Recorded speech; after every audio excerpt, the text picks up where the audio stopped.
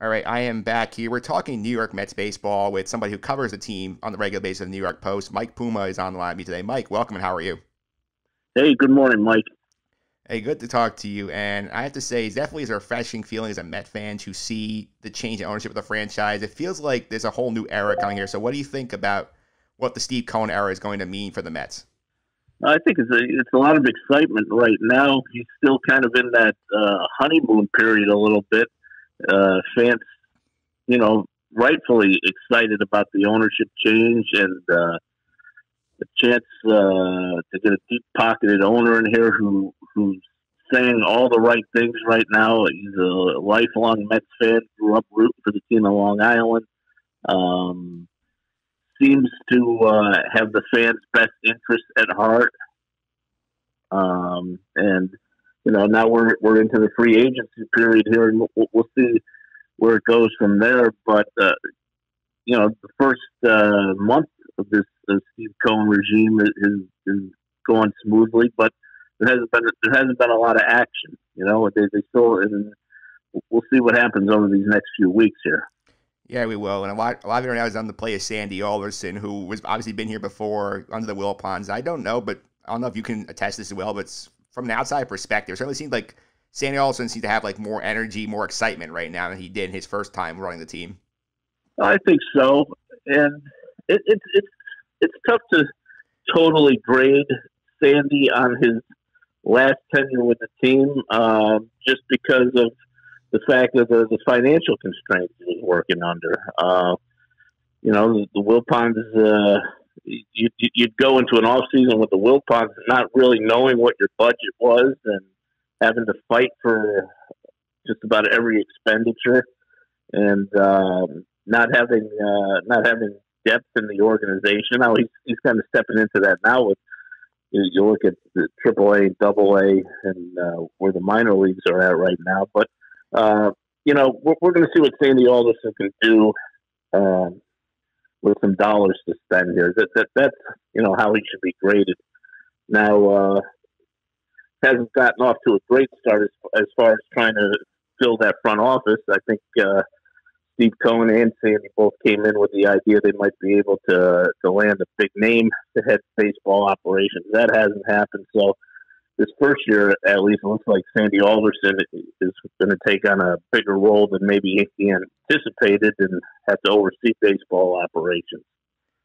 Yeah, so you get that GM search. You think it's a big deal if they haven't found somebody yet? Because I know they were talking big when they first got about how we're going to build this big structure. We're going to have a lot of layers of brilliant people, and some of them haven't been able to hire anyone yet.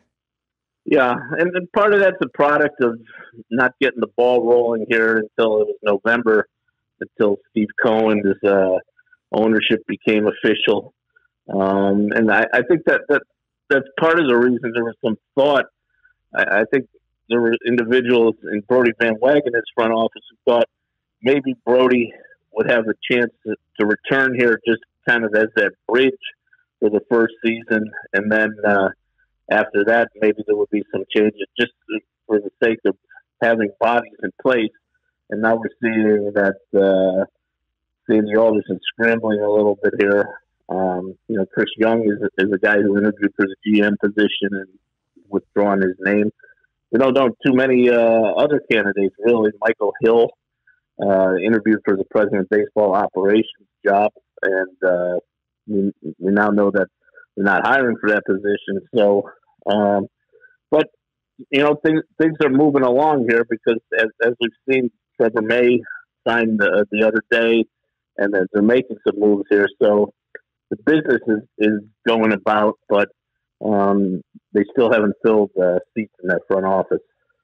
Yeah, I know that's still going on. You definitely point out the Trevor May signing, and they were non-tendered 4 guys yesterday. So it feels like in the past that would be like, okay, that's most of the Met offseason considering their budget. But now it feels like they're setting themselves up to make a lot of moves. Would you agree with that?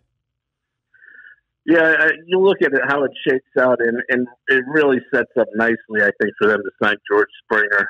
He would bring an immediate upgrade into 2 areas that they're really lacking. One has been center field defense, and the other a right-handed bat. He's a perfect blend. He's a local guy, grew up in Connecticut, I just think he'd be the perfect fit for this team, and I would have to make the Mets the front runners to sign him. And Real Muto. Let's be honest, he's the best catcher out there, and he's a game changer. He's the kind of guy. And I was talking to somebody the other day who brought up this point. The last couple of times the Mets have gone out and gotten the best catcher in the game, look what happened. They got Gary Carter in the 80s. They won the World Series. They went out and got Piazza in the late 90s, ended up going to the World Series. JT Realmuto could be kind of that third piece, that third great catcher that gets them back on top. Yeah, do you think it's a universe where they sign both of those guys, or you feel like it's more like one or the other for them? I think they have a shot to sign both of them. Just this is kind of the perfect storm offseason. You have Cohen coming in, buying the team, having money to spend, wanting to make an immediate splash. The rest of the industry contracting a little bit, trying to cut back on expenses. There's probably only 4 or 5 teams looking to spend this offseason. So I think the Mets have a real good shot at getting both of those guys, Realmuto and Springer. That would also be interesting. It's also been linked to rotation need as well. Obviously, Trevor Bauer is a big name there, and we've heard his agent talk about the nice things the Mets are saying. The Mets have talked about him a bit. Do you think he's a realistic possibility for them? We feel like it's a little on the back burner. I think he's a realistic possibility, and maybe it's not somebody. Now Bauer's the clear cut top gun out there on the market. Maybe the Mets are able to do something else with somebody on that next tier, a guy like Tanaka or something like that. But I definitely think the Mets need another starting pitcher here, because you look at the way the rotation's set up right now, and you have DeGrom and you have Stroman. Peterson had a nice rookie year, but still don't know a lot about him. And as it stands right now, I think Seth Lugo's in the rotation until you can go out and get another starter. Yeah, I think that makes some sense. I could see him looking at something like a Jake Odorizzi as sort of a fit because of the connection with Jeremy Hefner, and they did bring in his teammate Trevor May. So I wonder if he's a guy they'd be going after. Yeah, I think he's a guy who's strong on their radar. He falls into that next tier right below Trevor Bauer. So I think they'll go out and still get another arm, and that might provide him the flexibility to move Lugo back to the bullpen where he's been so good. And then, they brought back Steven Matz here. We'll see what kind of role they have in mind for him. Syndergaard, you can't discount it. He's not going to be ready to start the season, but I think the Mets are hopeful by June he'll be back in that rotation. Yeah, and one other possibility that's out there, I don't know if this is a realistic one, is they could also consider going after DJ LeMay, who would sort of play second or third base now that Robinson Cano is out this year. Do you think that's something that's more realistic for them, or do you think that's more like a plan B if they don't land some of their big fish? Yeah, I think the preference would probably be to get Realmuto and Springer, and let's say Realmuto decides he wants to stay in Philadelphia. Maybe they go a different route. Maybe they sign James McCann. Maybe they make a trade for a catcher, and then look to bring in a LeMahieu who could play a couple of different positions for you. Can move second base, third base. The Cano suspension really opened up some things for them, and I've had more than one person mention to me it's probably the best thing that could have happened for the Mets. It does feel kind of backwards for the Mets, who usually have every possible news go wrong for them, that now that they have a second baseman who hit over 300 last year, hit 10 homers, hit 30 RBIs, get suspended for the year. Now it's a great thing for them. Yeah, and fans didn't. He's not a fan favorite. He hasn't been since he got here, and I think a lot of that goes into the past PED suspension and the fact that people watch the game don't see him running hard out of the batter's box, and just kind of his approach on the field. And the other thing was he got here in that first half of that first season. He was just so bad at the plate, was having trouble putting the ball in play, making solid contact. So I think that the way the fans looked at it was this guy was kind of albatross a little bit, and with the DH, I guess they could have slid him in more into that spot. But now, if the DH sticks, you go with Pete Alonso in that spot, and Dominic Smith can play first base. Yeah, that's certainly interesting. And one other possibility for the Mets is they've talked a lot about these big trade options in the offseason. I know Sandy said the other day that they're working more on the market because they have a bunch of issues with keeping the farm system intact and spending more in terms of money than players. Do you think there is a road where they could say maybe down in January we'll take a look at a trade for an Arenado or a Francisco Lindor? Or you feel that they focus more on smaller deals, trying to protect those prospects? Yeah, I have a feeling based on Sandy Alderson's comments and just the way he's operated in the past that he really wants to build up the farm system as much as he can and not give away any more prospects. And that's just still obviously reeling a little bit from the Jared Kelenic trade and the Stroman deal. They had to give up a couple of pitching prospects here. So I think the focus will be more on keeping those prospects. And then, hey, after this season, if you can suck it up for one season, you can go out and try and sign Corey Seager or Carlos Correa or Trey Turner, somebody like that. It's going to be a great shortstop free agent class next off season. So I think that might be the better way to go. Do you think that they'd be willing to absorb a bad contract in a trade if it was possibly get them something they need? Like if they saw a team like maybe the Cubs side, we can't afford to keep you Darvish and pay Javier Baez. I think that could be something they would explore for the prospect cost is going to be less and just take the money. Yeah, I think that's something they would think about. Now, we don't know what Steve Cohen's threshold is here as far as spending money.